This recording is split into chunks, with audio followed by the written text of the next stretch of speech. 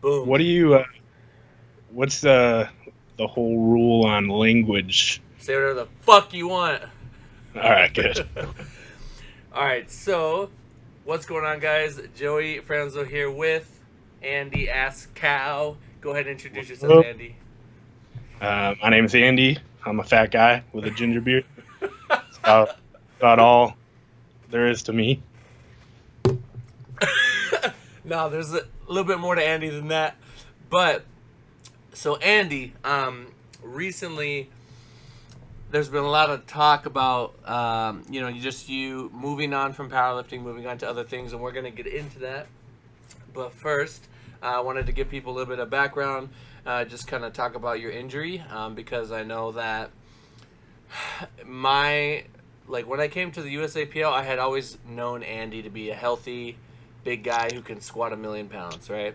So to find out that you got hurt, it was just like I had never known, the USAPL without Andy in it. So it was just kind of like, damn, that really sucks. And then you got through it and you came back. So I kind of wanted to go through that. But before we get into all that fun stuff, I just wanted to say or ask you, how did you, or where are you from? And then, how did you get into lifting? And, did you play any sports that kind of helped you get into lifting? Or did you just say, oh, fuck it, I'm going to do powerlifting? So this sounds, forgive me if this sounds rehearsed, but every interview or podcast I've ever done. I always ask you that. Yeah, so from Nacita, Wisconsin. It's a tiny little town in central Wisconsin. It's like we look like the hand, that saying? Yeah. We're right in the center. And it's under 1,000 people, but my high school has produced over 10 IPF world champions. Really? Yeah. Just your high school? Yeah, that's got to be like the record. It's our high school coach was actually USAPL Coach of the Year last year, Eric. Oh, Mock. yeah. That's cool, man. That's cool. So when I was younger, his son is my best friend, and we actually have matching tattoos, which is super bro-ish. When John Hack finds out about that, he's gonna be super sad. Don't tell him. He's not gonna watch it. Oh shit! Maybe not. He's a busy guy. Podcast over. Edit it out. Sorry, Johnny's cheating on you. He was my best friend growing up, and his dad used to pick me up when we were really young and just make us come to the weight room to lift and get ready for high school football, because he was the football and powerlifting coach, and just kind of got out of control after that. And did I play any sports? Yeah, I played football, wrestling, track, and powerlifting in high school. What position did you play? I played left tackle and defensive tackle in football. Were you always like a big guy, or? Yeah, I was. So when you were wrestling, you were what? You were like the biggest weight or the highest weight? Yeah. So there's not an unlimited class like there is in powerlifting or weightlifting. It was 285 was the cutoff, and I had to cut pretty hard to get there some years. Damn, man. So you've just been. You must have like the biggest bones, like the densest bones. The biggest bones. Well, you have a big frame. The fattest guy ever. Dude, you squat a lot of weight, and you can get. I mean, you've gotten away with dive bombing. It's like more controlled now for sure, but like we were talking on the phone, I was telling you, like, you're handling a lot of force. Mm-hmm.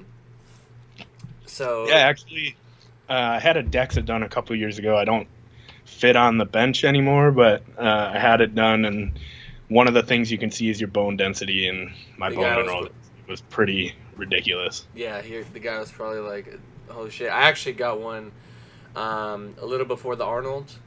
Yeah. Because I wanted to compare, because I knew I was going to drop weight, which Tina actually just reminded me that we need to go do that eventually, or like, because I'm down like 21 pounds, so yeah.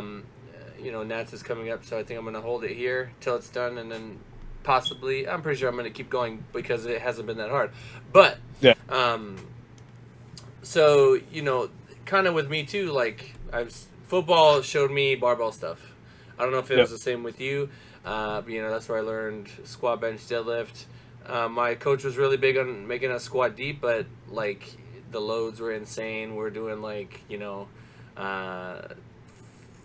5 of 15, 5 of 10, 5 of 5. Like that was literally our entire workout of one movement. So I don't know. Was your guys' programming similar?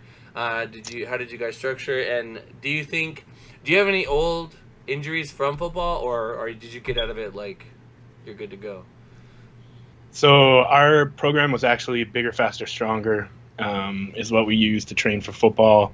And then we had like a Russian type protocol. It's just like the generic 6x6, 6x5, 6x4, 6x3, 6x2, and then back up. That we did kind of in the summer and when we were training for powerlifting.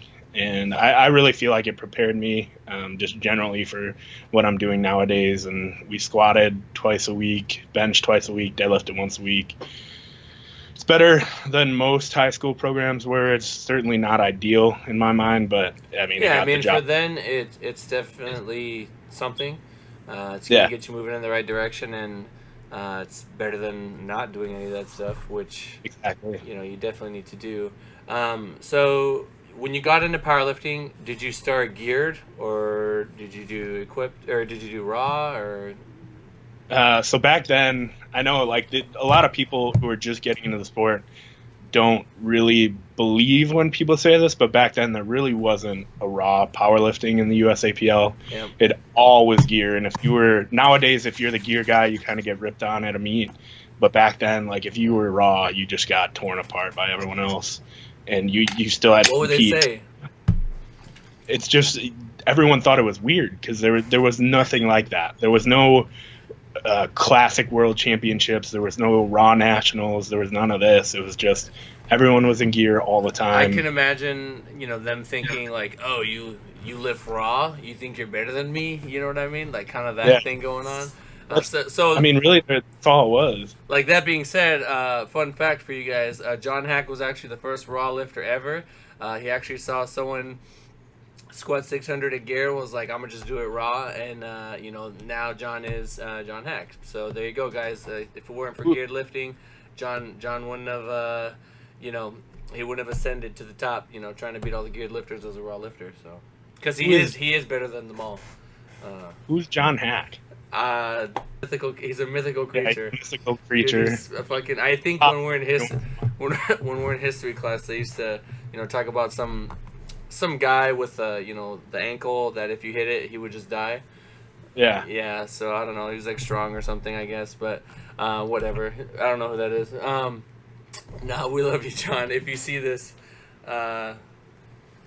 fucking be careful around those chemicals. Don't get caught in a laundry machine, buddy. Don't get caught in a laundry machine. So you did equipped lifting, and do you remember what your numbers were like your first meet in gear? First meet, yes, I do actually. Oh shit. First meet, I think I was 14. I squatted 445. I benched 260, and I deadlifted 385. And you were 14.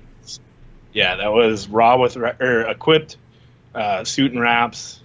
I think I had a bench shirt, but it was just a shirt that I could say I was wearing a bench shirt. I put it on myself, and it wasn't tight at all. Oh, okay. And that was a raw deadlift. What was your a lot of equipped guys, does the suit not help you on deadlifts? Suits, I mean, they help on deadlifts, but as you move up in weight class, you're generally going to see, mainly in the super heavyweights, as you get to see people in the 160, 170, 180 kilos kind of range, you're going to see a lot of them deadlift raw instead of equipped, just because it's so much pressure and it tends to throw you out of the groove a lot. And so a lot of us didn't really have it takes a lot of balls to step into a tight deadlift suit and try to Joe Cap. Yeah, that's who I was thinking of when I said that. Yeah, he's always talking shit. He's always like, motherfuckers, you have no fucking balls, lift geared. Dude, he's the man. Like, he tight suit. He a lot of us try to get away from that pressure, but he sits into it nice and slow and sits down on the deadlift and hangs with the rest of them. So. When I watch Blaine squat, I don't actually know if he needs help to put it on. I think he can put it on himself. Yep. It looks like his suit isn't as tight, but it does get enough pressure when he's getting down, because he has to bend a lot to hit depth. Yeah. So it's kind of a cool thing. He can put it on himself and then not have to deal with 30 people trying to help you, and then it build tension as you descend, hit depth, and all his squats are like stupid light. I mean, they look fucking easy, and I think he does a self rep, which is like at meets. I don't think he does. Well, at least last time I was at a meet with him equipped, he didn't. But I think usually in training he always does. Yeah, geared is just a whole. It's complicated, so I can see why, like, for newer people, it's like, it's not like the easiest thing to get into. But it is there as an option if they do want to do it, and I know that it does have a lot of like international support. Like, it's probably a million times bigger in Europe than it is here.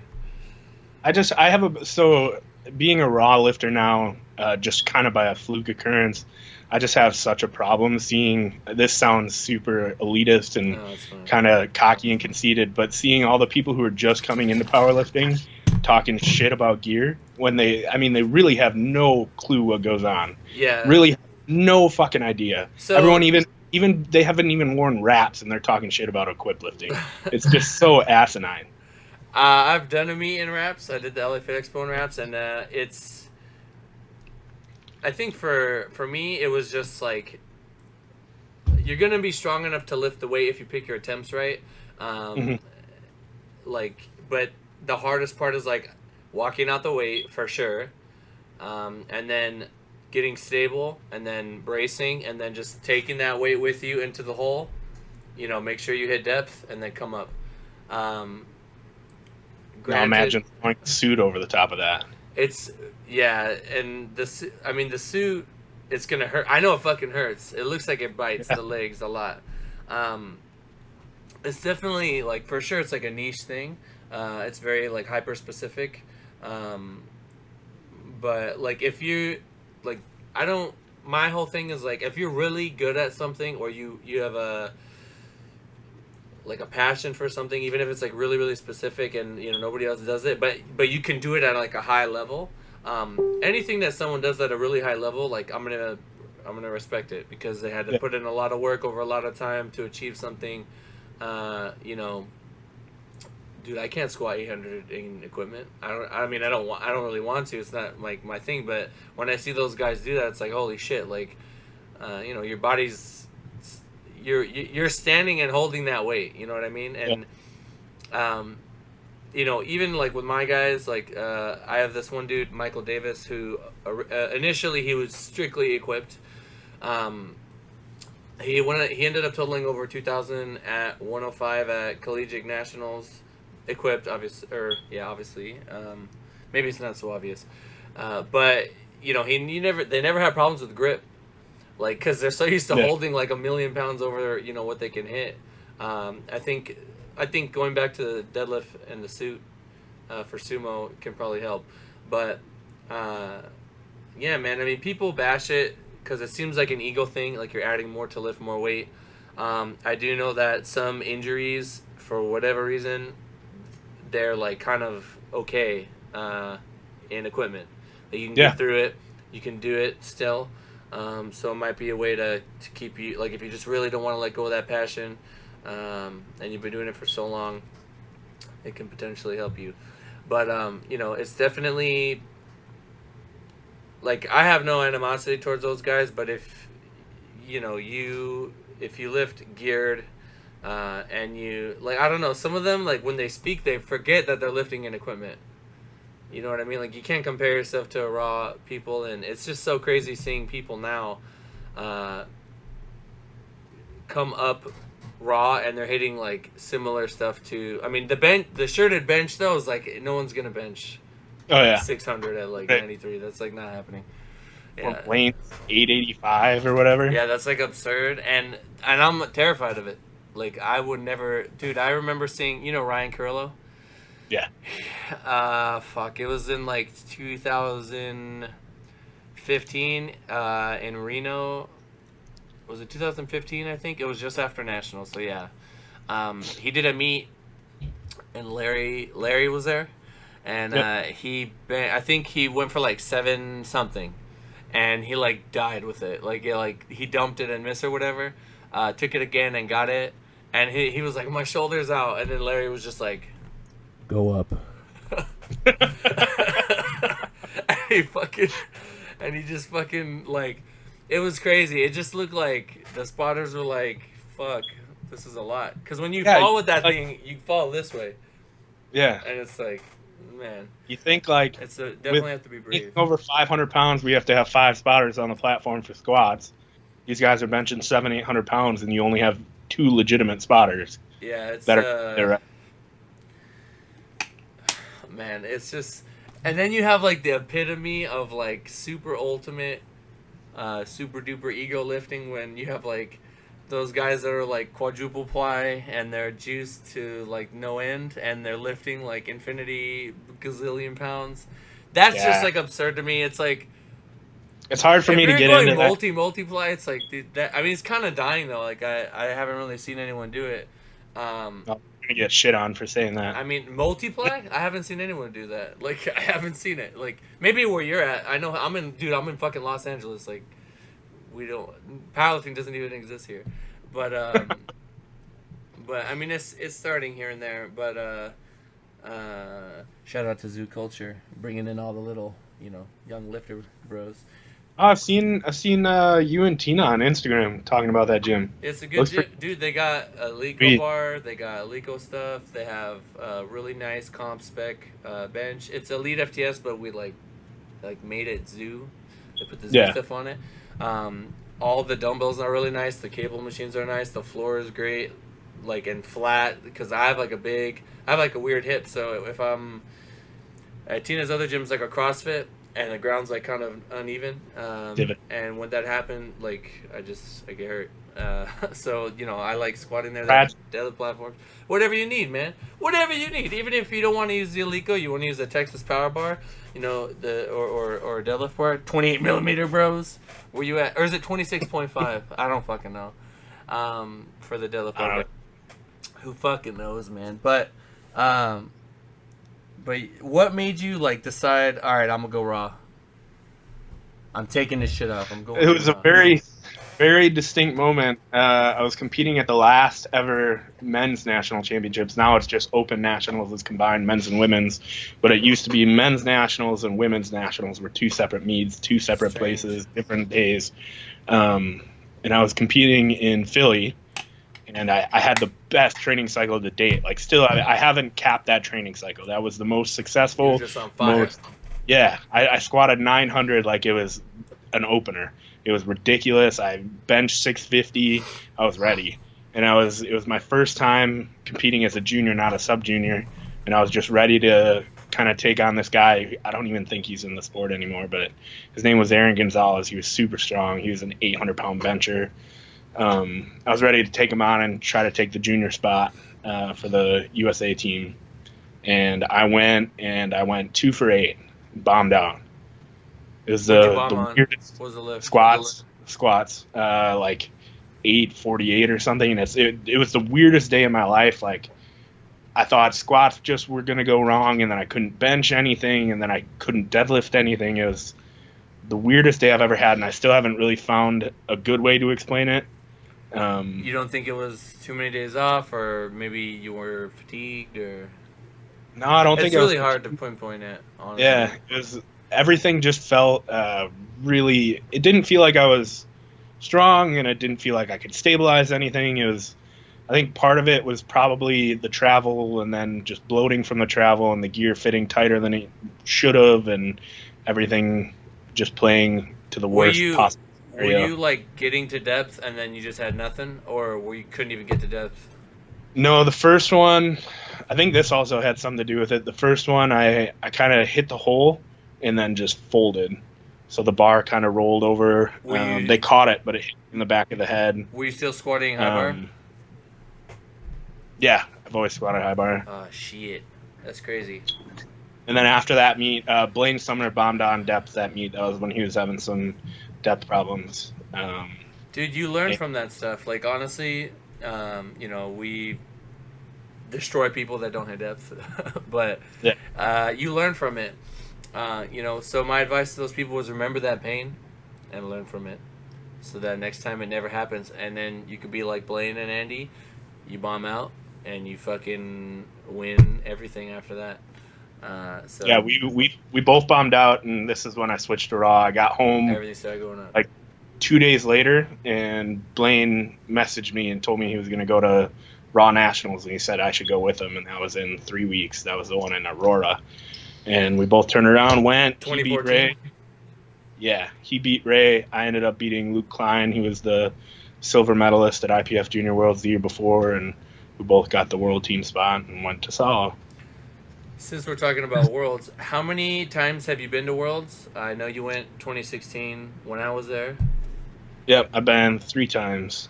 That's good, man. 3 is a good number. And you said so one was in Texas, the other one was in Seoul? Seoul. The first one I ever went to was 2012, and that was equipped in Shirk, Poland. Damn. What was that like? Were you like not good? Yeah, not good.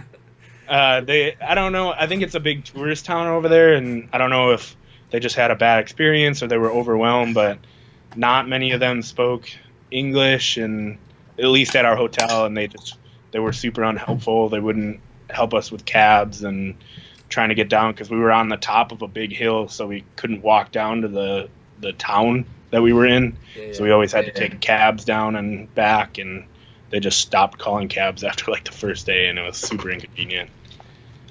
And for you youngins out there, we didn't have Uber. I don't even think the iPhone did exist, I think, but there was no Uber. There was no. It wasn't nearly as like you could just tell your phone, "Hey, I want to go here." And it's like, all right, I'll do this. So yeah, man, that's definitely something that messes with me. Like I don't mind going to like Canada or even the UK. I wouldn't even be tripping out. But like places that are like Russia, it's like anything can happen to you. You could fucking die. Nobody's gonna care. That was kind of part of the reason I didn't go to Belarus. I thought it was gonna be not well done, and for all accounts, except for the one little, I guess not little, the one news story that just came out, it seemed like a pretty well run meet. Care to fill us in?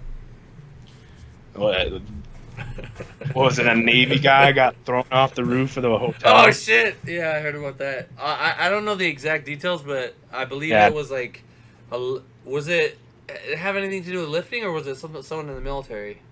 It was someone in the military, but he was there watching his aunt or something lift.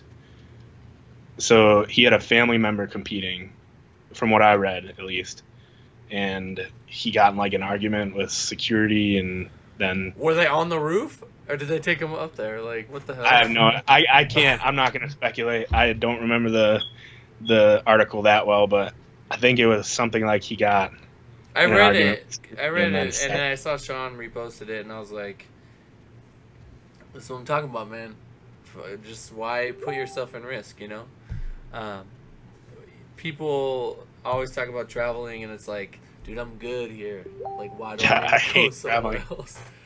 I can travel the U.S. all right, but anytime you fly internationally, like just as a big guy, it's good. Yeah, dude. Fuck international travel. I mean, there's some places I want to go. Like, I want to go to Italy. I want to see my people. I want to look at old structures that are just infinity years old to feel like, damn, like this is some perspective on the world. Yeah, man, and that kind of stuff would be cool. And I know Tina's been bugging me that she wants to go travel. It's just like the times are tough. Times are crazy right now. You never know what's gonna happen. You don't want to be at the wrong place at the wrong time. But at the same time, you can't live your life like that. You know what I mean? Yeah. You gotta just fucking do what you gotta do. So you had a shit geared meet, and you're like, fuck this, I'm gonna lift raw. Yeah. I just wanted a little palate cleanser, and then I ended up making a world team, so I stuck around, I guess. And did you immediately notice, like, man, this is way easier? I could just go in and train, or... I don't think easier is an accurate term. I think more convenient. I mean, you just go to meets and Yeah, easier. Could be. I'd say. Yeah, I was gonna say that. Yeah, it's way Quite easier. identical. I didn't want to. I didn't want to Nah, man. trust any jimmies, but yeah, raw lifting is a hell of a lot easier than equip lifting. And He's have like, all fun right, for- well, now that you brought it up, I'm always- just gonna let it out. Fuck Um, no. You go to meets and like you have to worry about when you're going to get wrapped, so you can be Yeah, ready for the 1 minute, and you got to worry about having extra shirts and extra gear and extra wraps and everything rolled and getting everything set correctly. And That- with raw, you just kind of show up, put your sleeves on, and You can cut. You have this extra. It's almost like when I'm not cutting weight. I have this extra, just like mental space that's free, so I can listen to music. I can just not pay attention to things and enjoy myself. For those of you listening, I didn't cut weight for the Arnold. It was the best meet I've ever had. I enjoyed lifting big weight, even though I was bigger. But like you could just live. Like it's, girthier. dude. Yeah, it was a good. I'm really like I was happy to do it because I felt like I had more fun. You know, at the Arnold, you see a lot of friends that you don't get to see. So you know, we want to go eat, we want to do stuff. I didn't have to worry about anything. So that was definitely an enjoyable thing. And my Wilks ended up being better. And oftentimes, like if you go up, like if you're transitioning from like 93 to 105, whatever, yeah, you're probably gonna beat your Wilks because you're gonna make gains. But when you're going down, there's gonna be a period where it's like it's tough. It's not fun. Yep. Your Wilks may not even change. Yeah, go ahead. That's something that bothers me a lot. Is like especially these younger people coming into powerlifting and these people who Yeah, aren't I already all know where that you're going. competitive, cutting all this weight just to make a lower weight class for the sake of making a lower weight class. I've told so many people, like, it's not even a question in my mind. It's like, okay, so, and I'm not trying to be mean. It's, you're not going to take any significant record.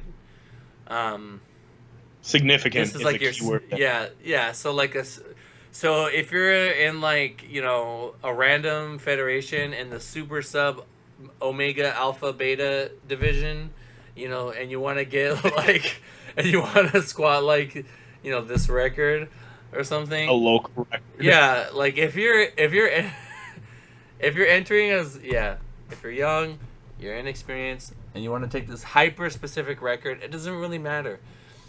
Like, it really doesn't. I'd rather you just not worry about the cut, have the same Wilks, if not better, not get hurt, and not have to worry about all this other shit. That's And the thing. it's so hard Well, I'll go first. There's people to, like, it's so hard for them to let it go. Like, just let it go, dude. Just, like, you'll be fine, and you'll be happier this way. I don't know, man. It's like, people just want to win, I understand, but you're significantly limiting your potential Exactly. by staying in those lower weight classes. You could even get hurt. I mean, if you're just naturally lean, fuck it, you're lean. Be lean then. Have your little Wilk score, but no. Yeah, but, John. Yeah, fucking Naturally, son of a bitch. yeah, you naturally lean some of my bitch, and he's like, I don't know, man. I've always wanted big arms. Nah, not really. I've always had good legs to compensate, but John's like I remember at Worlds, Matt Gary was just like, John was like a little bit aside away from us, and he had his headphones on, and Matt's just sitting there with his arms crossed, like, a guy that looks like that shouldn't be able to lift what he does. And I was like, and then you like turn over and you see like a lady with a clipboard and like a dude with the little P things, like they're gonna get his ass. Nah, but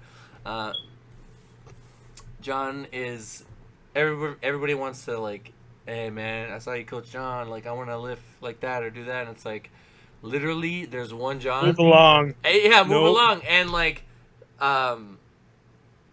the training that I give him is like not they're gonna like people when they like if they see it they're gonna be like, oh, this is like less than what I was doing, or this is like nothing special.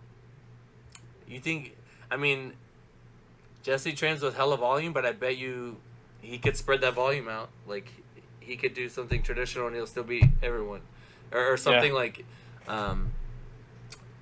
people just see the volume and they assume like, oh shit, that's the key. I mean, volume is very important. Dude, you used to do like sets of 15 on squat as a big guy.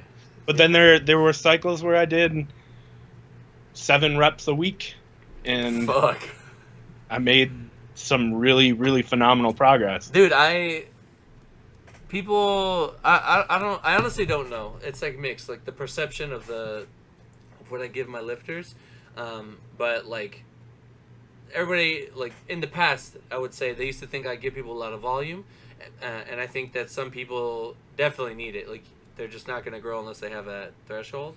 But for me, like years ago when I had a coach, years ago, it was a fucking while ago, man. He it was when daily undulating periodization just became a thing. Like Mike Zordos finally made a video talking about it, and he was like, "Yo, like straight up, I have never given this to anyone, but I want to try this with you." And I was like young, and I was like, "Fuck yeah, brother! Like give it to me, give it to me."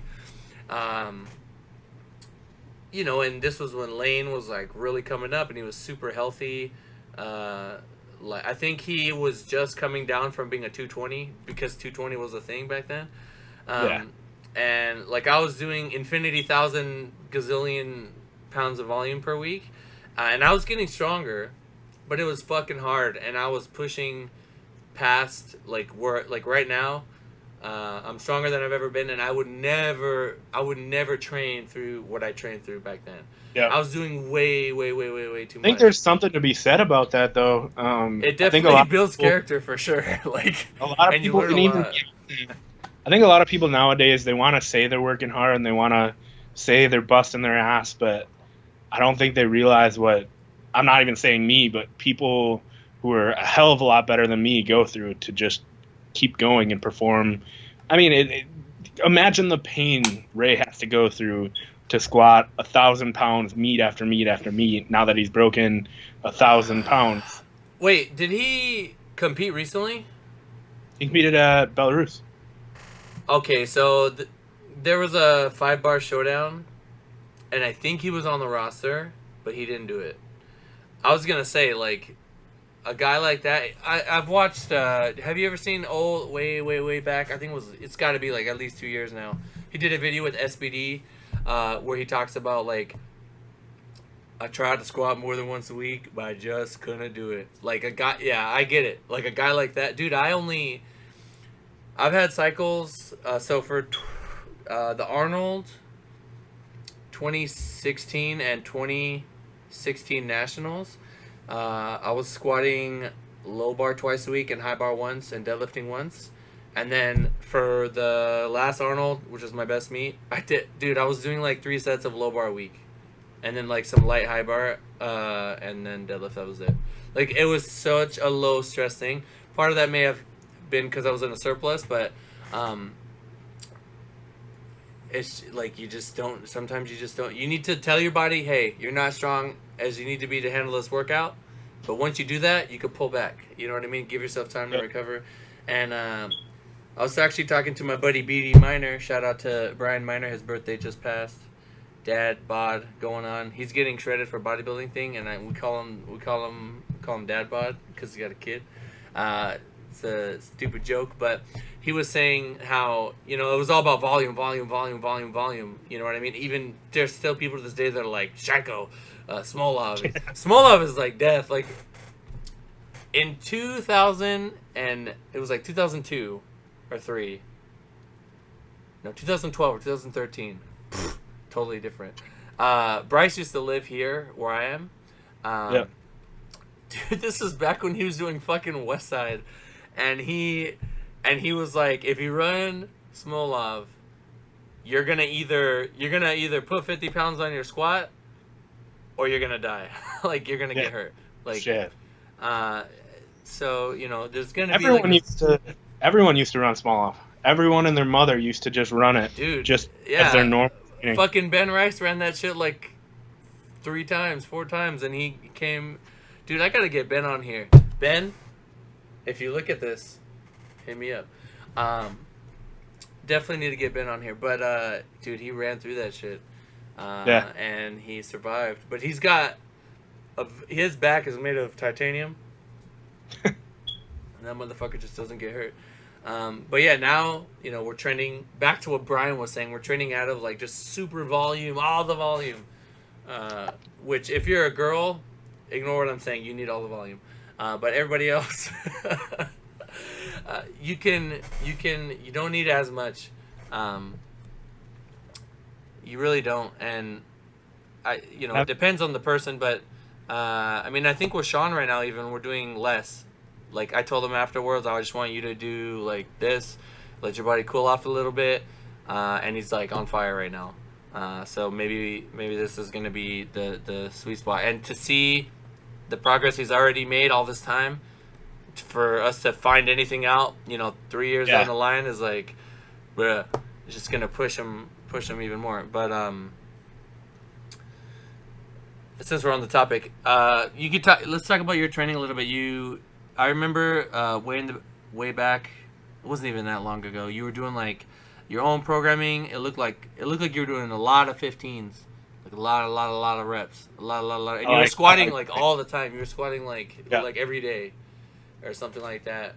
And then, so talk about that and then kind of transition into your prep for this last meet, which I know you were with Mike T. Yep. So yeah, let's see how that goes. It's kind of hard to characterize my training style because I've done everything and everything in between. I've done ultra high volume, talking 3 to 5 times squatting, benching, deadlifting a week.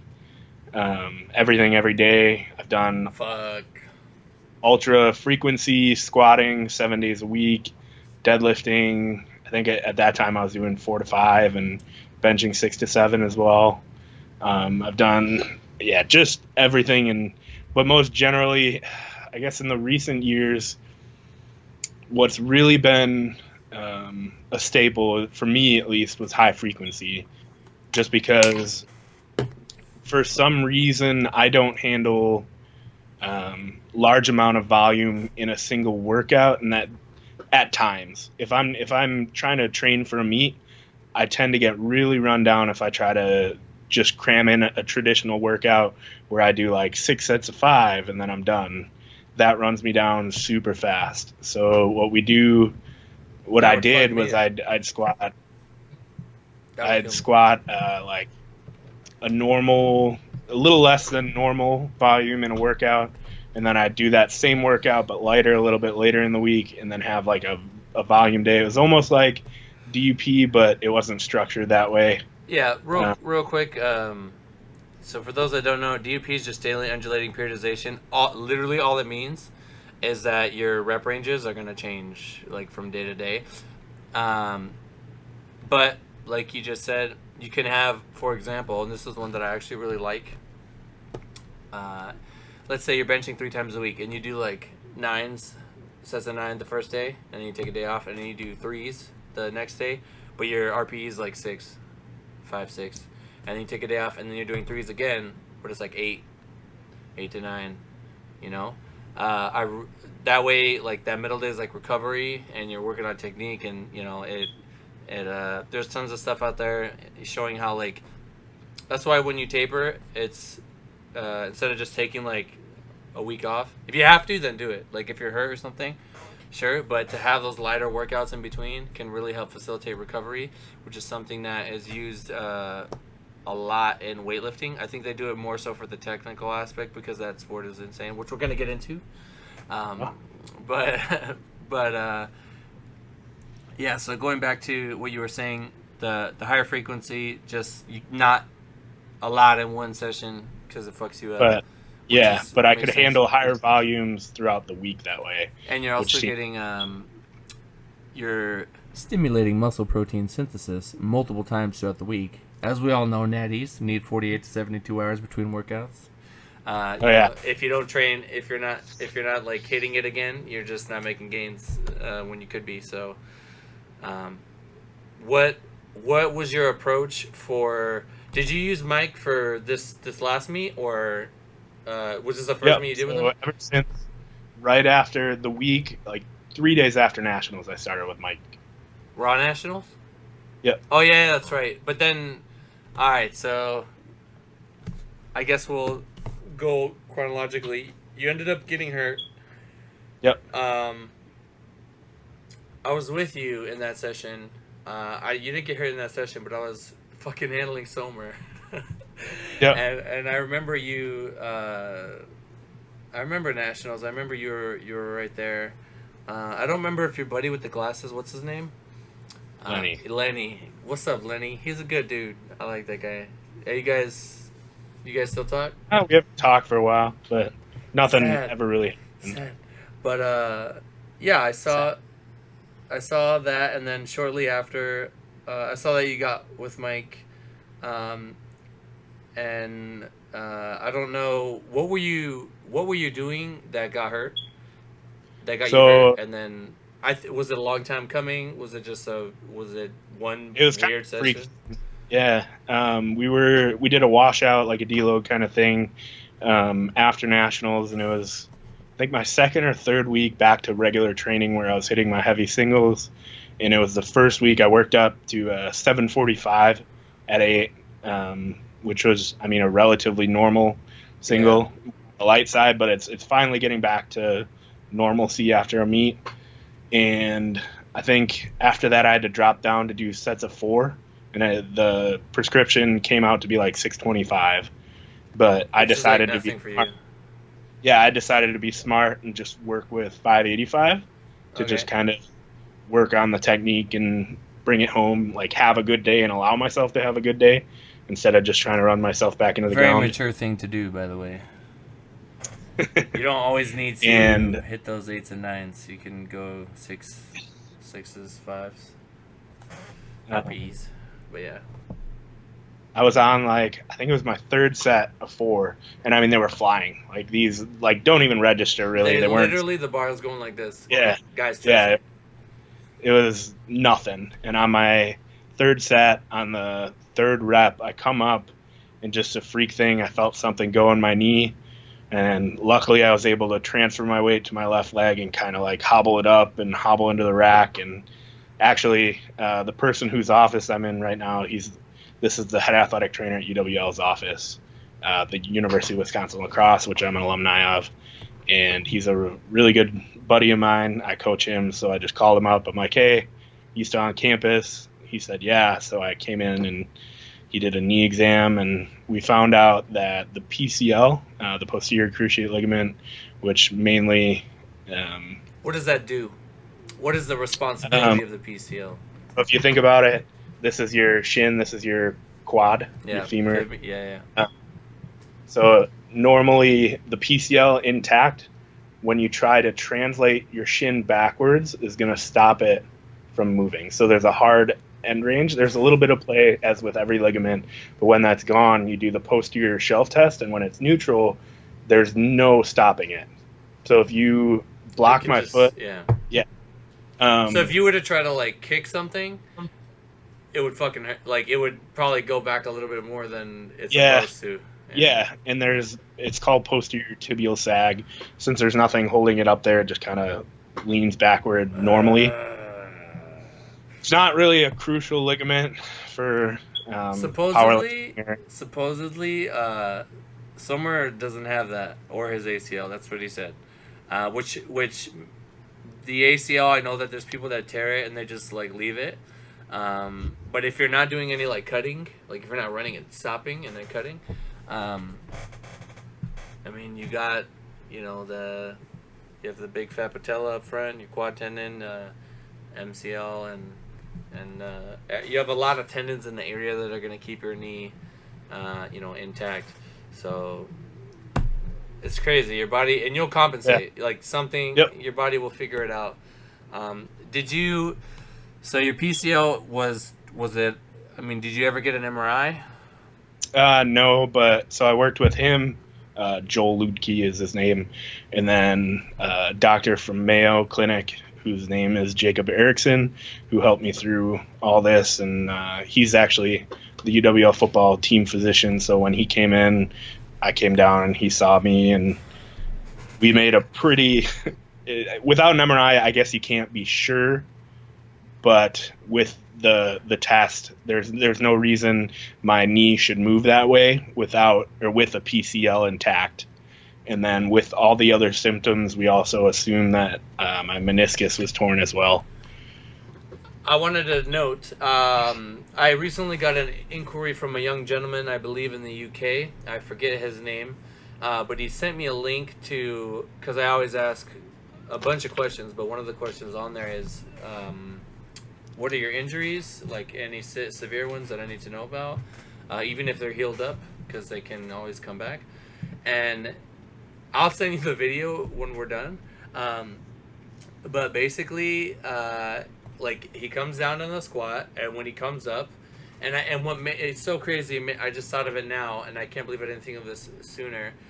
When you squat, there's a lot of, like, your third attempts in meets, what's your biggest squats, like 8 gazillion, right? 850. 8 gazillion. 8 gazillion. 825. 827. 5, 6, whatever. It's a lot. It's a fuck ton. But you're locked out, basically. Like, you're at the top, and the bar, you have so much, like, those last 2-3 inches, you just fucking throw the bar off your back. I've literally, guys, at the Arnold 2016, I think Arian was busy and I was putting in attempts for you. I remember, like, watching you, like, I'm standing here, and I had the perfect angle where I could see the bar on your back, and you would squat, and the bar would literally go, like with 8 something. So I just thought, like, in the video that the guy sent me, he locks out, but you know when people kind of lock out really, really hard, and the bar does that whole thing, and then it hits you, and something has to give, right? And in this one, his right knee just goes like the bar comes out, it comes down, and the knee just goes like it just crumples, and the left leg is good, but the right knee's gone, and it's like, the meniscus, it was a meniscus tear. So I thought, you know, your meniscus probably gave a little, and your poor little PCL was the only thing there to kind of hold everything, you know, after that went. Did your knee swell up, or was it just... Yeah, I mean, it swelled up instantly. I couldn't put any weight on it. Decline? I don't know. Sorry, you're going to have to edit that out. It's all good, man. In the call. I'll wait until it stops ringing. I'll just wait till it stops ringing. Tell John that he can... You'll be done soon, right? He doesn't need to know where you're at all the time. It was Joel's phone, actually. What was I saying? Why is John calling Joel's phone? I don't know. Maybe he's cheating on me. Oh shit! But yeah, so you squat. It was lightweight. Yeah, it was light. What we think happened, because the MOI, the mechanism of injury for a PCL tear, you think because it stops that translation backwards. Generally, the only time we see a PCL tear is in a car accident where somebody's sitting upright, and their shin hits the dash, and it forces that knee past the fibula. So that's generally where we see it. So we think, I haven't had a PCL in years and years and years, and just for some freak reason, the active support that's given by the musculature around the knee that was holding it together just kind of laxed and allowed it to slip forward again. And then was it up top, or were you in the hole? It was halfway up. I was gonna say, if you were up top, it's a really weird, freaky thing. Yeah, because then you kind of relax, like, oh, I'm done. I'm gonna rack the weight now. So that happened, and I mean, I know what it's like. I don't know if Mike T's gonna listen to this, but when I ride someone's training and, like, something happens, you have to change the whole fucking thing. It's like, God damn it. That's, like, one of the things. That's why I tell people, like, look, if you're hurt, like, I'm going to just give you 1 week at a time, because I'm not going to sit down, formulate an entire thing, and then, all right, well, this is all fucking trash now. So that was shitty. So you couldn't put weight on it. Nope. How soon before you were able to, you know, get back to, like, what was the process? Was there anything you did to help yourself recover, or did you just have to leave it alone and take it We from did there. tried a bunch of stuff. We tried like the voodoo bands. We tried some stability work, just trying to get the quad to fire. I don't like that phraseology, Yeah, but dude, because just trying hold on. to get the body to stabilize While we're on itself. that, when people say like, "Hey, my glutes aren't firing in the deadlift," all right, if your Yeah, glutes don't fire, you're not gonna move the weight. Like you're not even gonna stand up. Like you know what I'm saying? I hate that Like so like much. it can't like literally for a month. Yeah, it's just really really really wrong terminology, and it's like glutes move the weight. So to say like, oh, my quads aren't firing in my squat. What I hear is I have really weak quads and I would like my quads to be stronger. Okay, Yeah. like I could do that. Or I have no understanding of basic physiology. Yeah, dude, it's but you know what? It's been put out there incorrectly for a long time, and now that the internet is a thing and there's more people that realize that like, hey, like I can question things and I don't have to just take what this guy's saying and be like, oh, that's law. Yeah. You know, we start to. I know you're a smart guy. You like science. I like science too. I like data. I like, seeing research and things that can support what people are saying. If you hook up a fucking, what is it, an EMG to like your glutes or your quads, like when you're squatting, I promise you they're working. Like they're fucking working. Stuck. Why you've tell us your experience with the EMG machine. They're just the data you get from them is hard to interpret. They're not. They don't tell you what a lot of people think they tell you. And surface EMGs, which are easier to use, don't give you very good That's not data what you at all. want, yeah. So Science, yay! yeah, science. So you guys tried a lot of different things. It's tough with And, these things yeah. because if those soft tissues, they don't have blood flow, so it takes a really long time, and you got to just fucking wait. I ended up having to take something like 14 weeks off from squatting. Dude, your posts like we didn't talk too much during that time, but I know you're working on your bench, and I would read your posts. Some of them were long. Yeah. And they're kind of like venting. I know what it's like. I've been there, dude. And you feel like nobody cares about what you're saying. You just feel like, I mean, people did care. There's obviously people that show their support, but it's like, nobody really knows how you're feeling unless they've actually gone through it. And to have those kinds of injuries, there's always that question of, will I come back? Will I get better? Will I get better? And then you worry. Yeah, like you try to find people that have gone through it. And literally every single injury that I've ever had, and my back was by far the worst I've ever had. My knee was fucked, but I came back from it. My back was the one where I was like legitimately questioning if I should ever lift anything heavy, and that psychologically fucked me up. I was younger at the time, and I came back from it. I just found the cool thing is when you go through those injuries, like you have time. So Yeah. I remember, oh man, it's so crazy how things work out. I remember, it was like 2012 or 2011. I was laying in my bed, I dropped out of class because I couldn't sit.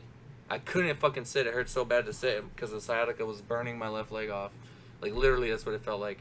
And I told myself, I am gonna find a way to come back from this, and I am gonna find a way to, just like I refuse. Like there has to be a way. And I learned about an inversion table. I learned about decompressing the spine, which is really, like if you have any kind of like intervertebral kind of injury, the decompressing the spine, what you're gonna do when you do that is you open up the vertebrae. You're creating spacing between the vertebrae and the discs to allow, if they're either, I don't know if nutrients can really like get in there from you doing that, but you're creating space. So like, what's a bulge disc? You have the two bones and you have the disc that's like sticking out, right? So when you open it up, it gives it a chance to go back in. And I used to train people in person. I had this one girl, her name was Nina. She was a nurse, and she used to work really really long hours at night, and she was always like bent over trying to like help people and carry, like reach over, like you bend over to reach over to grab something. And one day she came in, we're supposed to deadlift, and she was like, yeah, I fucked up my back. So all we did was like everything, she had like a little bit of sciatica in the glutes, so all we did was like I had her lay on a decline bench, and like you just hold her hands and pull, and you're gonna feel your back open. And we did that like start of the session, end of the session, and then girls bounce back quick, but in like 2 weeks she was good. And with me it was like 2 weeks. I hurt my back, I was fucked. I did it the expensive way. I went to fucking Beverly Hills, and I found this like really good doctor that works with like celebrities, but he was good, and he was an ex hockey player, and he was like super jacked. So I was like, okay, this guy lifts, so I'm on good hands. And they had like this really crazy machine that would like hook you up to stuff and pull you, and it would remember the setting, so every time you went it would pull you a little, like 3 millimeters more, or 1 millimeter more. But and that in 2 weeks, man, I remember I was fucking 1 a.m. crying on the leg press, cause I was so happy that I could train again. And I can only imagine you coming back. Like, when did you say, all right, like I'm gonna squat, like I think I'm good? So I wanted to squat when I was up here. It was middle of winter, right? So I had a couple re-injuries with my foot slipping on ice, foot slipping in my truck, and just kind of slipping on ice. Slipping. Fuck. And my foot hits a dry spot, and it translates hard backwards, and just put me back to square one. And finally, I got on prednisone, which is a corticosteroid, and meloxicam. Dude, that shit knocks you the fuck out. So I did a cycle of that, and then I moved to Texas. A cycle. A cycle. I like how you said that. And I moved to Texas, and like a week later, I'm like, you moved to Texas? Yeah. Well, what the fuck? When did this happen? Where you at right now? I'm in Wisconsin until August. Family or? Yeah, my mom. Okay. And I had to graduate college, so. Yeah, that troublesome thing. Yeah, dude. So I'm in Texas. Where are you at in Texas? Fort Worth. So who are you training with? Like, who's around you? Who are you with? Myself. I was with Darrington Wright, but that's right. Moved out to Kabuki. No, I'm that master's student. I'm a master's student at Texas Christian. Oh shit! What's your major? Exercise physiology. Duh. I fucking knew that. Nah, but so you moved to Texas. And I was with my professor for the first time in our rec center at TCU. And I benched, and then I was like, I'll just hit some real light squats. And I worked up, and it felt good. I had like tight sleeves on. It was feeling pretty stable, so I was like, fuck it. I'm like, I got to go now. And I went, and I hit 585, and it was super easy. I'm like, okay, that's enough for me. And then a week later, I was at Metroflex. How did you feel? Hold on, this is important because you probably like that moment where you're like, dude, I'm doing it. Like I'm lifting. It was a good feeling, but it was a nervous feeling. Oh yeah. Because I knew like it didn't feel stable yet. It just felt good enough. Yeah. You could walk out and it wasn't like ow. No, not bad. Good, one man. thing I learned, which was huge, and it translated to coming back better than I was, is keeping that tightness in the hamstrings, like engaging on the way down. I mean, yeah, you engage no matter what, but actively trying to. Yeah. Just being conscious of it, dude. A lot of the time, I'll never forget. I think it was in 2000. I don't even know. It was the Dan Green seminar years ago.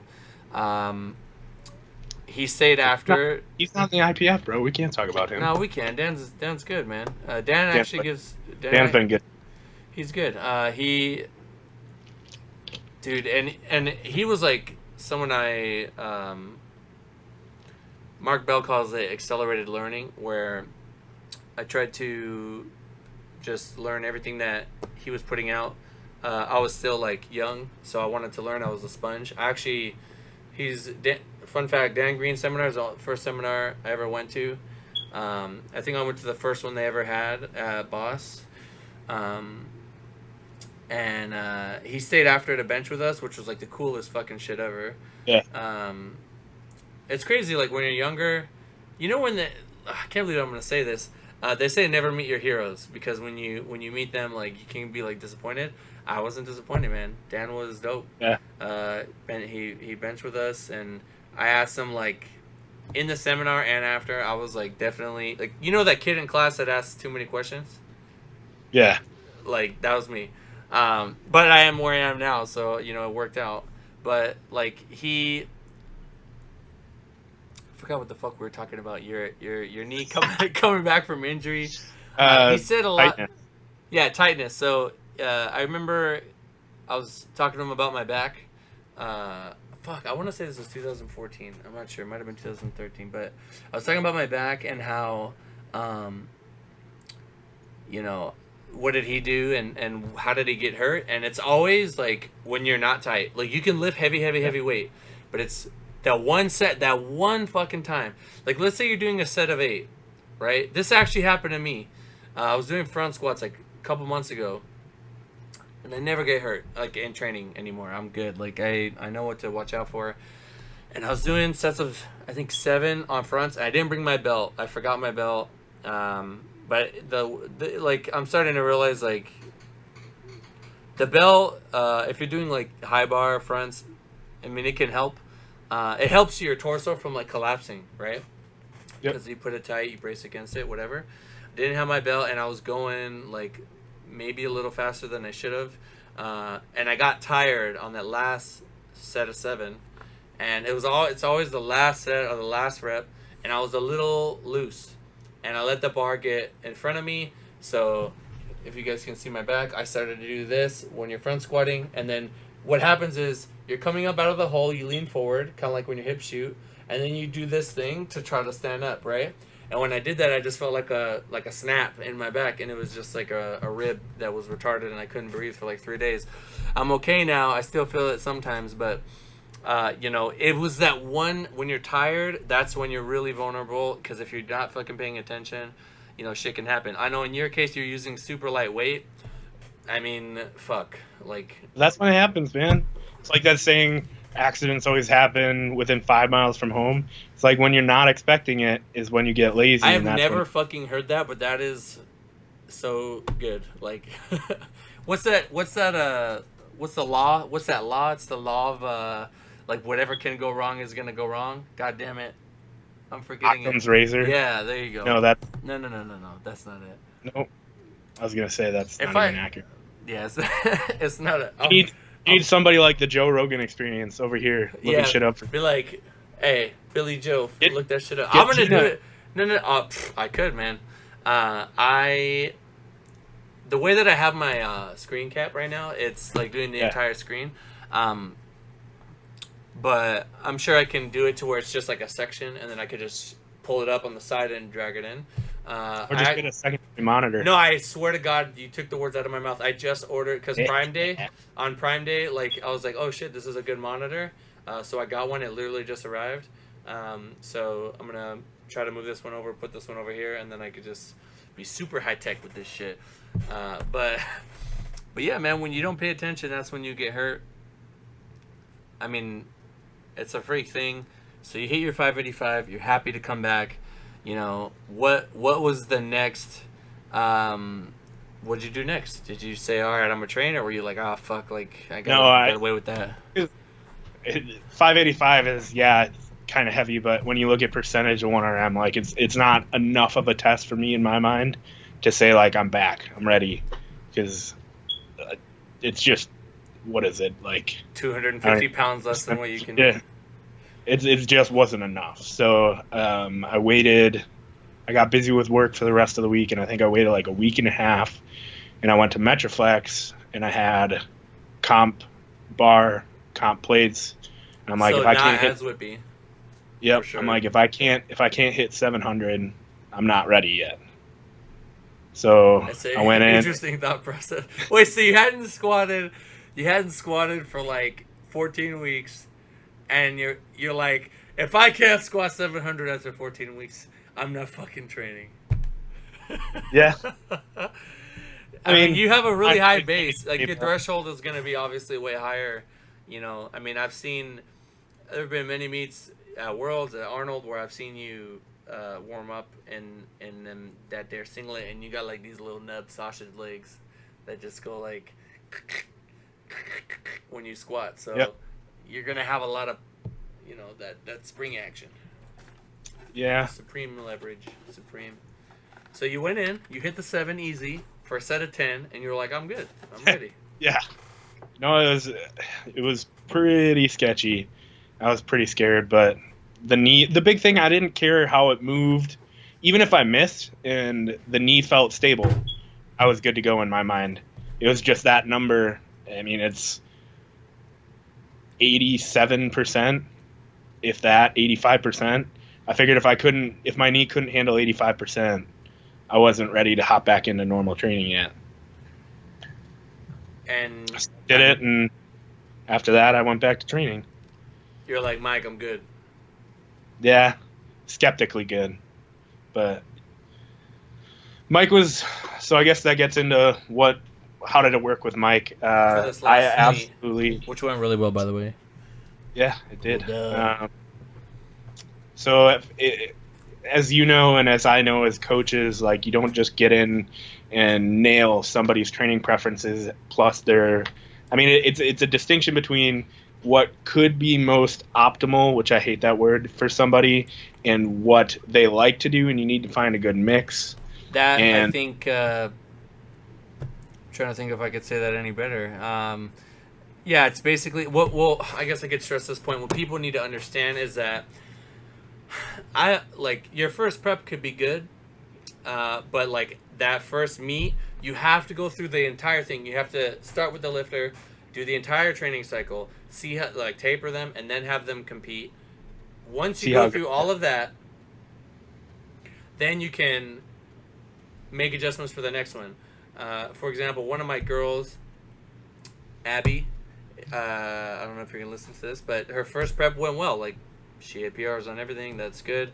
But the second prep, I was like, okay, we need to push this more. We need to pull back here more. Add this day, and then you can really get something. And it takes time. And if you have a very complicated situation, maybe you work full time, you have trouble putting on weight, and whatever, it might take a little longer. I've seen guys. Do you remember Bryce? Even Bryce, like, he was just having like bad meat. He's like, fuck it, I'm gonna move up a weight class. I'm gonna change everything. And he's like, you find out like what the combination of things you need. Either maybe you need to eat more, maybe you need more rest, maybe you need to change your work schedule, whatever. And once you get all those things dialed in, then you can have what I've been telling Gibbs forever, that super meat. The super meat is coming. Everybody has. I think this last meet for you was by far your best raw meat, for sure. Yep. Yeah. So it took time, and we could say that it was your super meet. I remember you hit 2055. Yep. And ever since I've known you, it's like, I want to get 2000. I want a Wilkes 500. I want to get 2000. I want a Wilkes 500. But take a step back, like, get healthy, have someone take care of it for you, put your brains together, and then you come up with, that meat that's gonna. This might be your last meat for a long time, man. We don't know. We're gonna. I think that's an important thing. Is you say put your brains together. It wasn't me giving away my programming. It was me enlisting the help of somebody who's smarter than I am to help me make sense of it all. So we went through multiple training styles. We did, because I was with him from October until now. So that's a couple months, and we went through all these blocks and tried a bunch of things, and how at least we've never talked in specific, but from what I can gather, we do RTS, at least Mike, makes adjustments after blocks, not necessarily after a whole mesocycle of like, okay, we're going to peak you for this meet and do your off season and then we can adjust. He does it like 4 to 8 week blocks. Yeah. And I do. we'd make I do make 4 adjustments. weeks. We'd make adjustment after adjustment, and finally I kind of skittishly, I'm like, hey, I think I personally handle lower session volume You with told higher him that? Yeah. That's good. You should. Yeah. For those of you out there, coach should be willing to listen to your feedback. There are times when people will give me feedback and I'm like, literally none of that matters, you'll be fine. And there's times when I'm like, oh shit, I didn't know that. I'm glad that you think that. Or maybe I don't know. Maybe I don't know for sure. Like maybe we're just starting and you can kind of say, hey, I have a feeling that X might work. And if it's something that sounds decent, I'll say, oh, I can take that concept and integrate it. But if I think it's like retarded, I'll just tell you like, nah, like, and we're not doing that. But so he took your feedback, and what you said doesn't even craziest thing. No, I was gonna say what you said is like, if you told me that, I'd be like, yeah, that makes sense. You're a big guy.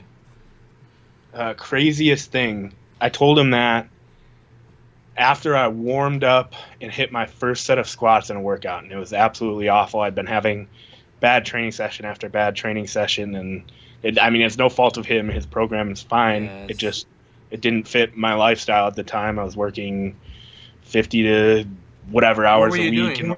What is your job physical, or are you just up? Or? No, it's just I'd get up at 4 a.m., go to the lab at 5:30, and work with subjects. And it wasn't even that crazy of hard work. It's just I had waking up at 4 is definitely going to cut into your recovery.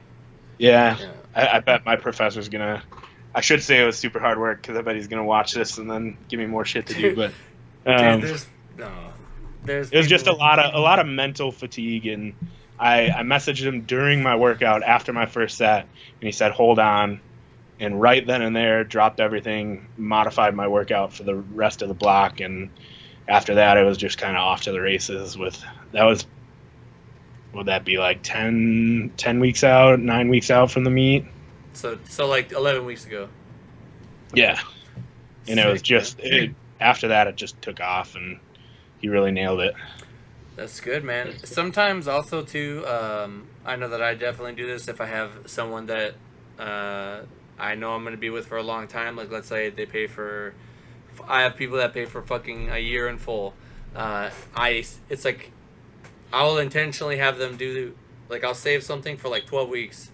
We're going to run this super juicy prep, but I'm going to have you do something that, like, they might be like, oh, this is like kind of easy, or damn, like I'm not used to doing this or whatever. And then you wait. So maybe there's a little bit of that going on, of him saying, okay, we're going to wait till when it's game time, that's when you got to pull out, you got to pull out your tricks. You got to use all your keys. You got to try, the approach that you think is going to give your lifter the best. I hate saying optimal. I literally don't even say that anymore, but because it's impossible. Optimal, your body isn't a perfect thing. It's not gonna. I mean, your body's perfect, but like your body is. I'm super lean, so. I mean, he's ripped and shredded and like literally the epitome of peak human performance. But people refer to me as Arnold when I walk the street. Just a more ripped Arnold. Like when we were at the Arnold, like we were walking and like Arnold was right next to us, but like nobody cared about him. They were just all over. Yeah. That's how it goes when you're perfect. All the girls were just all over your beard, like. Oh my God, gingery goodness. No, but yeah, man. So that's good shit. This is just a perfect example. If you're a person out there that's like, I don't want a coach. Like I don't need a coach. But you've never had one, or I think to coach yourself, and I know Mike obviously coaches himself. I coach myself. It takes a type of person. You've coached yourself, like I think a coach can coach themselves, but it has to do with your personality. It has to do with a lot of different factors. I know myself so well, and and like my injuries are such a question mark that it makes no sense for me to go to someone else. But there's literally one. Like, I'm with the one Joey. You know what I mean? There's a lot of people that maybe they're capable of programming for themselves, but they don't have the. It's like it's something here. I don't even know how to explain it. You second guess yourself so much. I've been there, but you know. How I always thought about it, that's the biggest thing with coaches trying to coach themselves is they're always going to try to modify. When I always wrote for myself, it's almost like I used to treat myself as two people. This side, the coach of me, and this side, the lifter me. So this side would write my programming, and then this side would shut the fuck up and just do it. And I wouldn't modify it unless, it was a normal modification, like I deload. Like now I've done it so many times. It's like, okay, at this time of the prep, at this time of the year, I know that I'm supposed to be doing X, Y, or Z. It's like I have a path that I'm lucky, man. Honestly, I just feel like even with myself and my lifters, I just go with my gut. And it's a big thing, man. You gotta go with your gut, and it works out. And if something doesn't work out, it'll be like oh shit, like a blip. You know what I mean? I gotta fix something, but I've just. It's you know what I like about the database is you could go in and it'll show you a graph of every meet, like every meet that you have, and all my meets have just been up. Like it was like this, then it went like that because I hit the fucking same total for 2 meets, but I PR different lifts. Yeah. It was at nationals, and I was like I had to handle 1 million people, and I was dying, so I was like that, and then for 2 meets like that, and then it just keeps going up, and that's how it should be. You want it to go up over time, even if if you're like that, like you have like good meat, decent meat. You gotta zoom out and meat, look at then good meat. Yeah, exactly, and all really really good points. So don't be afraid if you need a coach. Like don't be afraid to reach out. Like for Lane is a smart guy, but he has a coach. I think he has a lot of stuff going on, and it helps him to. It helps people to have somebody else there to just like handle an aspect of your life so that you can just show up, go to school, do whatever. Like don't like this really really stressful thing. Like oh man, dude, for some people, for them to handle their own programming is like it's the worst thing. It's like the most it's the worst thing. It's the most stressful thing. Everybody knows it. You know it. I know it. It's the worst thing ever.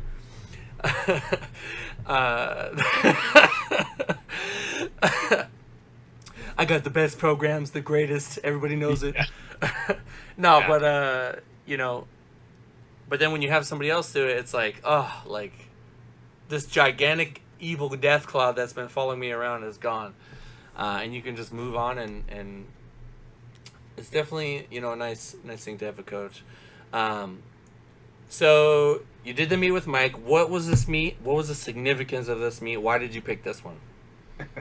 Well, why did I pick it is because it's a hell of a lot cheaper than flying to Belarus. Oh, shit. Thing done. But I just wanted to do, it's my last meet. It would have been my last, it's the last meet I can do as an IPF junior. And then... I forgot to ask you how old you were. 23. 23, yeah. So for those that don't know, maybe you can explain this because it fucking confuses the shit out of me. In the IPF, if you turn... You still don't got it? You still don't know that? Dude, if you turn 20... Hold on. Easiest way to think about it. Easiest way to think about it. Go ahead. Year you turn 24, you're not a junior. Yeah, January. No, so that's... Year you turn 24. That's what I'm telling myself, but I'm like, nah, that's really fucking dumb. Nope, that's it. That's so stupid. It's supposed to even the playing field. Like, if I was born January 1st and I turned 24... In November. Next year, but in November, and the meet's in June. So it's supposed to even the playing field because if I was born January 1st, I get what you're saying. December 31st, I get an extra year. You get an extra year of training time, right? No, I know what you're saying. That person is gonna get more time, but because USAPL doesn't do it that way, our juniors get fucked, and they think that I'm gonna be good for another year. It's like, nah, man. You turn 24 December 31st, you're fucked. Yeah. I mean, it is what it is, but part of my brain is like, wouldn't it be the same either way though? Isn't someone gonna get a year no matter what? Someone's gonna get more time no matter what, is what I'm saying. Yeah. So it's it's confusing, and Yeah, I guess mean, it's pretty arbitrary. yeah, it but is. That's the word right there. That's been the word as of late. I've been just telling people, hey man, you want to cut weight to meet this arbitrary goal? Fuck that. Just do what you got to do. So last meet as a junior, you were like, I want to go out with the bang. I want to hit that 2K before I'm done. And this was keep saying that, man. I've hit it twice before this meet. well, shit. Come 2000. on. Did you bench a significant milestone? Then No, this last meet, yeah. I benched a significant milestone. Did you finally break 5, or did you hit 5 before? I've hit 5 before, but I broke the junior record. Or I set the junior, what is it called? The standard, right? World standard. Yeah. So how does that work? They just say, this is the record. I think it has to do with like percentages of the equip numbers, or I don't know. But basically, it's so I like it, and everyone bitches about it, but that's because they're bitches. It gives you something to go for. Yeah, well, that and like not gonna throw any other federation under the bus, but the XYZ Federation doesn't have world records established, so Joe Schmo comes in and squats the bar, and he's a world record holder until somebody else breaks it. In the IPF, they set these standards. They say it's not a world record until this benchmark is achieved, and that's what a world standard is. That makes sense, and I don't have an issue with that. And was this the NAPF meet in what was it? Orlando? Yeah. So how was that meet? That meet looks it looks fun. I don't really know how they go about picking people. It seems to be kind of junior focused. Yeah, it was. I think Jim Brown, who's the open coach, I don't know what the deal was, but it seemed like he offered a lot of juniors open spots as well. Maybe it's just because a lot of the good open lifters wanted to save themselves as alternates for the world team. I don't know what it was. But it's what NAPF is supposed to be, and the big overwhelming focus. There are other federations there, but they're all under the umbrella of the IPF. What it's supposed to be for NAPF for the U.S., it's supposed to be an international meet to get lifters ready to make an IPF team. So it's supposed to give someone international experience before they're but going they to can the wear big. the world's singlet, so they're kind of like on the team, but it's like a gray area almost. You're not like officially on the IPF world team, but it is international, so it's like a junior team. Yeah, it's a junior. And I don't want to insult anyone. Hey man, so JP Couchy thinks juniors shouldn't exist, but it's all good. All right. I can't go a podcast without mentioning that. I'm gonna see how many I can go. If I ever don't mention, get a marker board. Get a marker board. Yeah, just fucking write it. If I ever go a podcast without mentioning that, I just think it's such a bold statement. But we need more of that. Yeah. We need more. No, I get what he means. Yeah, like for our country is super deep though, so it's like if you make the junior team, you're baller. You know what I mean? Yeah. But so you did the meet. It's all like Eleiko equipment. Like, was it an Eleiko bench or was it an ER Eleiko. bench? It was Eleiko, yeah. So it was like super legit. For those that don't know, I think at Worlds you have to use, like at true IPF meets, you have to use Eleiko stuff. Although you could use, like at Nationals, we use like whatever. We could use ER, we could use Titex, we could use all that stuff. I miss ERX. Which ones? ERX. I love the ERX. I like that it moves a lot. I like that it's flexible. Yeah. I think they use it at the Arnold, but so you did the meet, and I guess we're gonna finally talk about this. Let me just make sure I didn't skip anything. So you did the meet, and the first thing that I saw USA Powerlifting post it. I saw, everyone pretty much post it, and I don't know how they found out. Maybe you made an original post that I didn't see, but basically they were all saying that Andy's gonna move on from powerlifting now. He's gonna move on to weightlifting. They didn't give like an exact reason, so I was just like, what the fuck is going on? What's he doing? And I saw in a comment you were like, I got dreams, man. to someone. Yeah. And I was like, I mean, tough. so talk about the dream. What made you say, all right, this is gonna be my last powerlifting meet, and is it gonna be forever or just for right now? I'm gonna try this other thing, which is Olympic weightlifting for those that didn't already figure it out. So USA Weightlifting sent an email to a couple USAPL lifters offering support to switch. So I've always kind of had the idea, and after talking to Shane Hammond, and it astounds me that people don't know who Shane Hammond is. Let him know. Joey. I didn't Joey. fucking know, man. I didn't know who he was. He let him know who it is. You're gonna say it better than me. I'm a So Shane Hammond is one of the best American lifters in either right to watch the planet. One of the legends of iron sports in general. Yeah, now he squatted 1,008.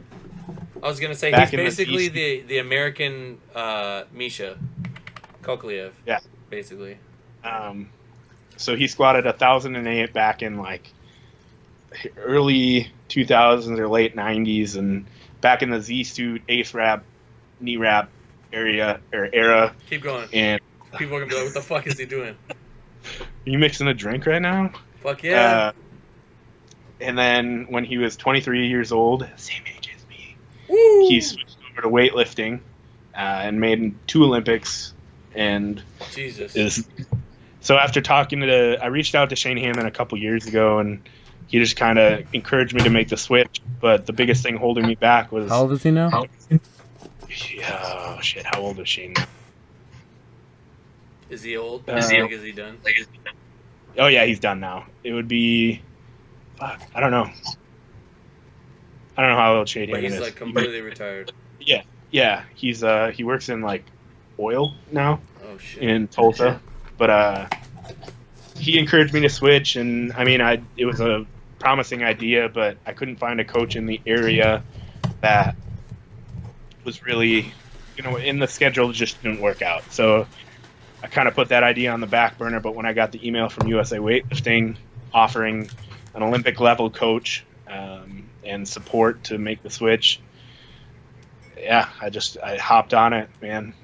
Shane Hammond said something, what was it, January of 2015 we were talking, and I only know that because I looked back. He said, you can be a 10-time IPF world champion, you can be an Olympian. Which one sounds better? Damn, how you gonna shit on IPF like that? Nah, it's all good. I get you, man. Fun fact. We're gonna go behind the scenes right now to Worlds 2016 in the hotel room. It's Johnny, John, me, and Johnny's girlfriend. I'm gonna pause so that people can get all their weird thoughts out of their head. Okay, cool. We're in the room and we're talking about you, and I'm just like, I don't know. I don't think you lifted yet, or you were about to lift. Wait, no, John. If John had lifted, that means you already lifted. And we were saying, I don't know how you came up with that. We were saying, that guy's so fat. Like, what is he gonna do? What is he gonna do in the open? Is he gonna just stay a super heavyweight and just have to deal with Ray all the time, or is he gonna drop down, dude? But like 264 is a long way down, and that's like such a huge. Think they need another class, honestly. I know that their reasoning against it, well, at least that from what I've seen, is like it's such a small percentage of people. But it doesn't really hurt to do it, and it's like, dude, imagine you're 265, you're going against a 400-pound dude. It's like, fuck. Yeah, but powerlifters are bigger than weightlifters for the most part. Well, that's why weightlifters it's 105 plus. What the fuck? Yeah, we're in the same weight class, Joey. Jesus Christ, motherfucking God! But that's. I could say this because Preston made the switch, but Preston Turner is switching as well. I mean, I've seen him doing a lot of. Here's the thing, though. You guys are in the same weight class. That's crazy. Well, the plus, right? The 131 plus. Yeah. He's got a really good bench, and usually when you have that nice juicy bench, you're gonna be super tight in the pecs. So to do the overhead squat is impossible. Like, I can't fucking do it. I can get my arm, like, it's not that I'm inhibited. It's like my pecs stop me. They tense when the farther I get my arms back. But all I do is bench and sit at a computer, so my arms are always forward. And, I can imagine, like, that whole transition? Like, what made you say like I could do this? Like, don't you have to meet like certain mobility requirements? Because dude, like straight up, I think in like China, they'll look at your like mobility and they're like, oh, you can't do this. Like, you just quit now. Like, don't even waste your time. Like, if you can't do overhead squat, like I can overhead squat fine. Can you do a front rack front squat? You didn't see my video yesterday? I'll look at it right now. What'd you hit? Yeah, go on the grams. I saw you do. You were doing something with on the blocks. Yeah, front squat. Was that? Were you cleaning or power snatching or some shit? No, just a front squat out of the blocks. Dude, man, that whole sport is another language to me. Although there are some components of the way that the Chinese taper their lifters that I implement for my lifters to a very, very, very, very less extreme. It's like the similar concept, but you know, they train up to the meet. Like, they fucking train like. I mean, it's obviously, you know, everyone looked at me really fucking weird in Colleen when I was squatting the day before I lifted. Dude, I wasn't even tripping. I was like, "Oh, that's Andy. That's what he does, man." All right, I'm looking at your video right now. Oh, look at that. I already liked it. Can we see the heart? Yeah. I didn't even like. There you go. Dude, you look pretty comfortable. Let's see it. Oh, dude, you're gonna do fine. Just make sure that PCL doesn't act up, and you'll be straight. That's good. I haven't really had any problem yet. Oh, and you got yourself a nice leather belt. Leather belt. It's fun, man. All right, who's doing your programming right now? Or are you just fucking around? Right now, nobody. But when I get back to Fort Worth in August, the plan is to be working with this man named Richard Fleming, who's Chad Vaughn's coach, who's an Olympian. He's in Plano, Texas, and I think we're going to go out there as often as we can. And then Shane Hammond offered to have me come up and work with him on weekends. Dude, you're going to learn some keys, man. What does it take to go to the Olympics? So it's a lot more complicated than making an IPF team. It's not like you just win nationals and you get to go. Do they pick? I think they pick, don't they?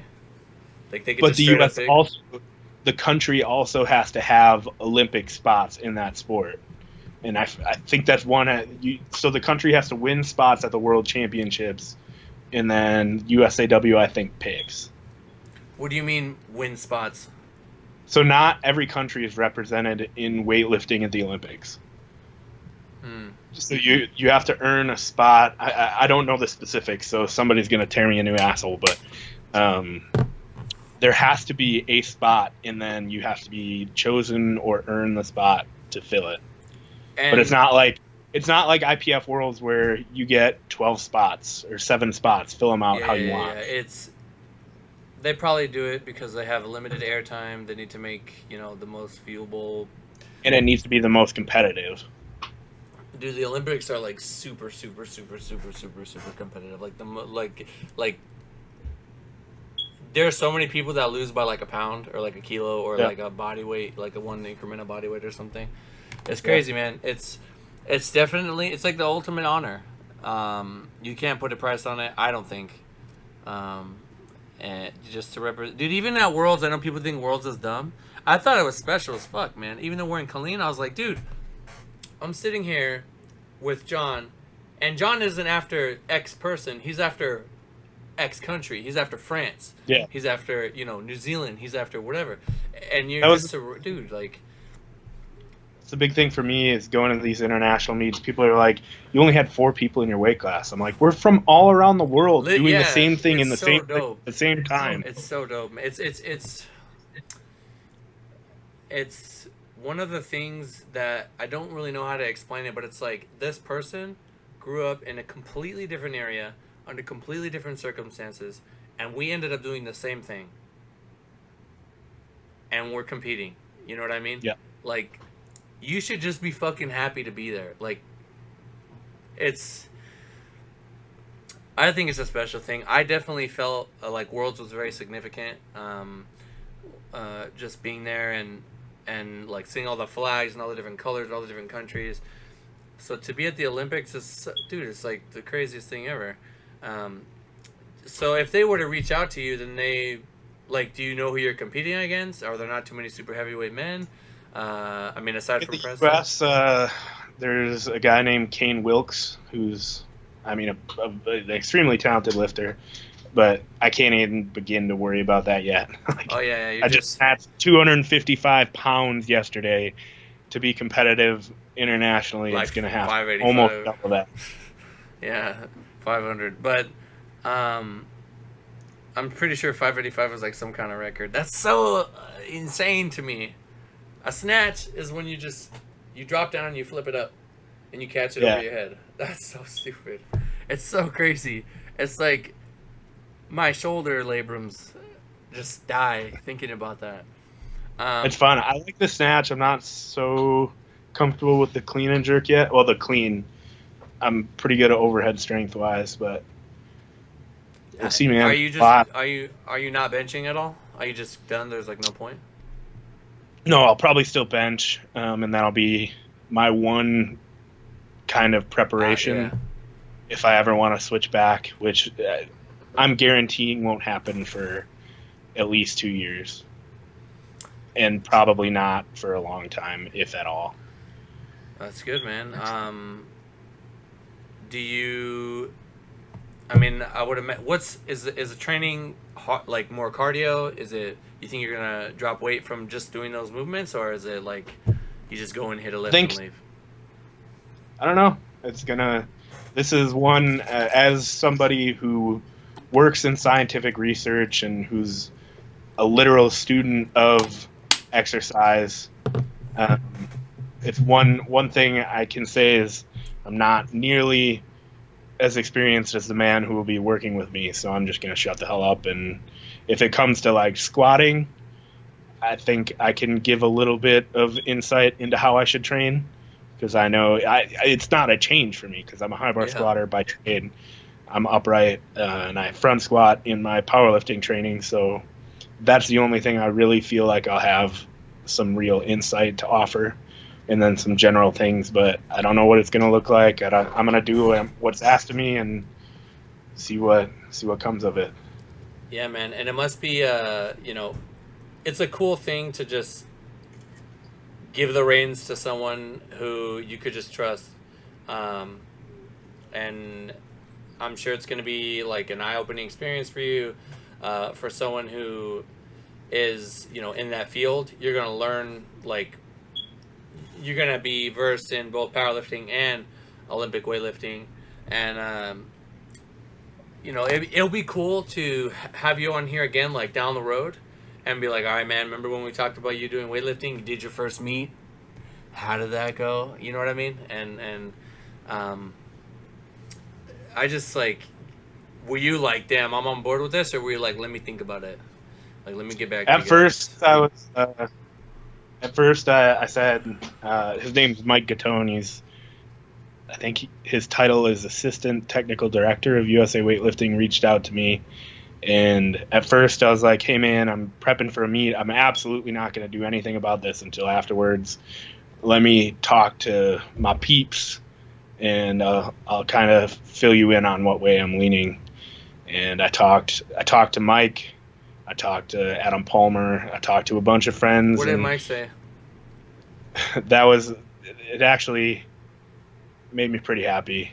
He's like, well, he's being the analytical guy Mike is. He's like, what would be the reason you wouldn't want to do it? I'm like, I guess the only thing I can think of is stepping from here in powerlifting to, out of camera in weightlifting. Like, stepping from the highest I can be at my age to nowhere near nationally competitive it's a hard thing. And I'm like, in my mind, if that's the only reason, then there's no good reason not to. I wanted to touch on something that's good that you said that. A lot of these people that are very competitive, you see that their winning becomes a part of their identity. Not necessarily winning, but they become the persona of, look at Conor McGregor. Everybody knows who he is, right? If he sucked, he wouldn't be... Nobody would give a shit what he's saying, and they'd tell him shut the fuck up and go away. But because he can win, because he's, he has a story behind him, and he's a character and all that, it is like that's who we know Connor as. Like he's just this cocky guy who's fucking a brutal, like a beastly fighter, and will beat your ass. Without him winning, like if he loses this Mayweather fight, that doesn't even matter because it's not even. This is like a WWE match anyway. But like if he were to lose like Ronda, like look what like Ronda, she was like being a champion was part of her persona, was part of her image. And then when she lost, it fucked with her bad. So for which is literally her worst fear, she contemplated suicide. So for you to say, and I've seen this happen with powerlifters. Like, do you ever notice lifters that are like really, they're very like prevalent juniors, and then when they get into the open, they just kind of. Yeah. That's so perfect. Seriously. Why is it fucking dark in there? It's hot, and I have the windows covered with tinfoil to keep the heat out, and I also have a keyboard that has lights on it, a mouse that has lights on it, and everything that all the buttons, you know, on my shit has lights. So I like the dark. I'm sensitive to light. I need to this way. I don't know what time it is outside, and I can just sleep. Like if I need to sleep like in the middle of the day, my dog's walking in. If I need to sleep in the middle of the day, then I can just, you know, go to sleep whenever. Sorry about that, but no, I think that's a big thing. Like I mean, I went to Worlds in 2012 with a bunch of people. There are still some people in the sport, but most of the people I went with as sub juniors are nowhere to be found. Yeah. They're gone, yeah. And that's something. I mean, I've always taken that into consideration. People are like, man, that's so cool. Like, you won Worlds, da da da da da. I'm like, but Ray shits on me. Yeah, like but that's part of. And I'm all right with that. And my plan, just to let you know, is when I was always planning when I got to the Open, I was gonna make a run at it, man. Like, what is it? Oh, at what's the Open or Ray? weightlifting? Yeah, at Ray. Oh, dude, that's what I thought. I didn't think you were just gonna stop. I thought you were gonna at least try or be there, be in the mix. You're strong enough to do the Arnold. You're strong enough to be competitive. My total, even I mean, what about internationally? Like internationally, where would you place? You know what I mean? That's what I was just gonna say. 2055 would have placed at Open Worlds. It would have been Ray, Jezza, Kelly, me. Can't be mad about that. Yeah. And you'll probably go every year. Amazing lifters. Dude, it's gonna be. Fuck, man. I just thought. Are you gonna go to nationals to hang out or? Hack kind of wants to. Yeah, he told me he wants to go gig it, but I was like, I'd like to have him there. My hotel. Dude, I'll bring the mic and we'll do a short episode in the room, and they'll be super HD high def. But yeah, man. I mean, it's gonna be weird not seeing you at those events. I hope you go to the Arnold at least, man. Come on. It's kind of hard with school and research and stuff, but I'm gonna try my best. Yeah, man. I mean, I was thinking about not going to nationals, and I've been to nationals. I went just never not been to nationals, basically. 2010, 2011, 12, 13, 14. So you've seen it come up. Two of them in 14, 15, 16, and 17 was my first year. Since 2009. So weightlifting is going to be a part of. Powerlifting is going to be a part of wherever you go. You'll always say and don't forget where I came from. I learned how to squat doing powerlifting, and you got your squat super strong, and it helped. Even if it's just a little bit, lay the foundation for whatever. It's a huge amount. Oh yeah, dude. I hope that the weightlifting thing works out. I mean, who knows? I am as hard as weightlifting is, and Olympic weightlifting is fucking hard. I think it's so frustrating. Like when you're fucking trying to catch a lift and you drop it, it just makes you mad. Like, you know what I mean? And if you work hard at it and you start to see the little glimmer of hope, like, oh, I did a little bit more weight today, or I could actually catch that weight today, or whatever, that's going to be encouraging, and you just got to keep taking those little steps in the right direction, and in time,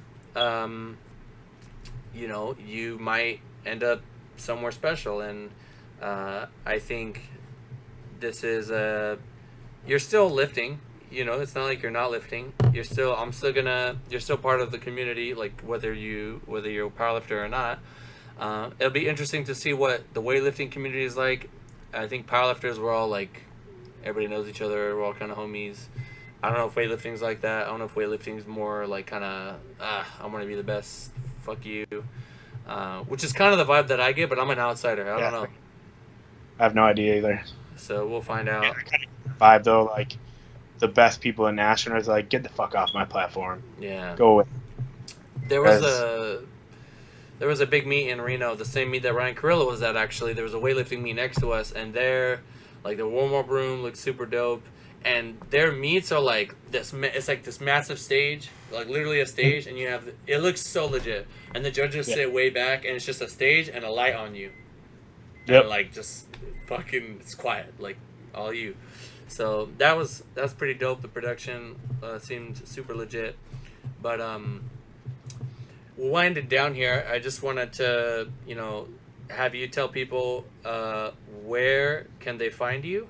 And, you know, if there's anything you want to plug, go ahead and do that. Any shout-outs?